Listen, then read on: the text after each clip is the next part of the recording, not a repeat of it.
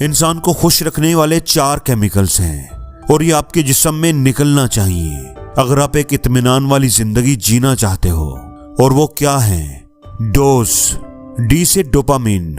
ये हार्मोन उस वक्त रिलीज होता है जब आप सुबह उठते हो और आपको पता होता है कि मेरा आज का टाइम टेबल क्या है और आज मैंने क्या क्या करना है। ओ से है ऑक्सीटोसिन। इसे लव हार्मोन कहते हैं। जब बच्चा माँ के साथ हग करता है, दोस्त के साथ गले मिलता है, तब ये रिलीज होता है। एक तहकीक के मुताबिक इंसान को दिन में कम से कम 7 मर्तबा हग करना चाहिए। ऐसे है सेरोटोनिन। बहुत ही अहम तरीन है यह हार्मोन। जब आप बगैर किसी गर्ज के लोगों की मदद करते हैं तो ये सेरोटोनिन रिलीज होता है। और ई से है एंड्रोफिन। वॉक करने से, दौड़ लगाने से या किसी भी तरह की फिजिकल एक्टिविटी करने से एंड्रोफिन रिलीज होता है।